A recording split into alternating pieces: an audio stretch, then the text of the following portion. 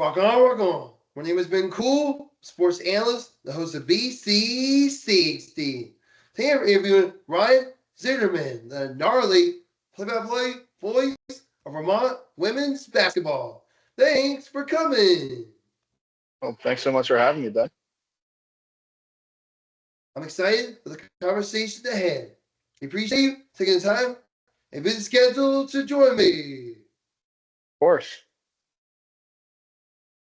How long have you been a play-by-play broadcaster? I've been doing it since college, so right around 8 years. I started doing this professionally since I graduated 5 years ago. Gnarly. What inspired you to be a broadcaster? That's a good question.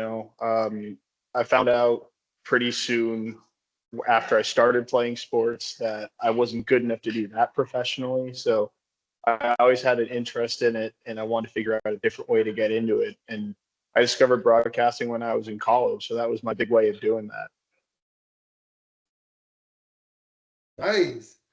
What does your day look like for the Fayetteville Woodpecker?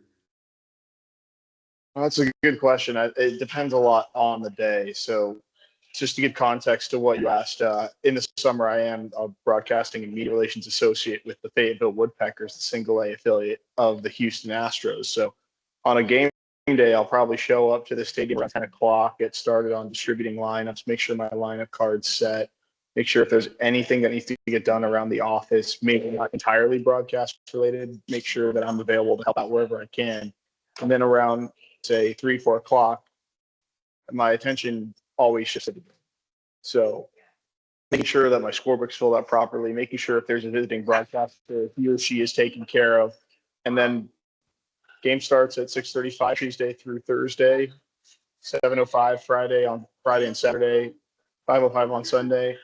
At that point, I'm just locked into the game. And then afterwards, whenever that gets done, write the recap, and then I'm all good to go. That's amazing. How long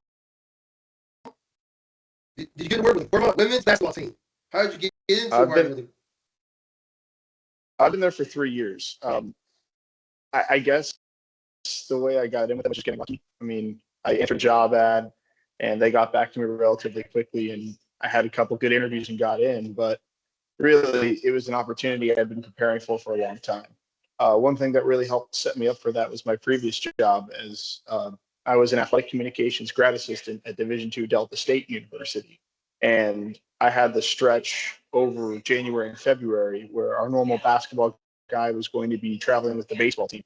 So I filled in for him on men's basketball. So I told myself I need to maximize the games that I got there because I think that could be my way to get up and into a position like that. And I had 3 games, and luckily I had a good enough stretch in one of them where I was able to create a new reel out of it. And that was enough, I guess, to impress my bosses that I still call my bosses 3 years later. And that's kind of how I got into it. I wish there was a more interesting story to it, but a lot of times it's just I saw a job posting and I got lucky after applying. But if you're in the right spot in the right time, it means you prepare for that opportunity. I feel like I did.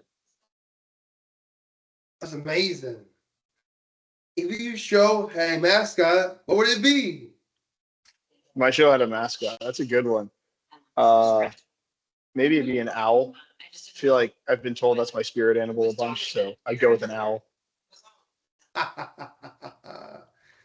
Thank you so much for taking the time to sit down with me for an interview. It was an absolute pleasure to speak with you, hear your insight, your stories, and perspective are inspiring, grateful, opportunity to learn from you. Well, thanks so much for having me. I enjoyed being on. Hopefully you come on again. We're gone. That's the end of my show. See you soon, everyone.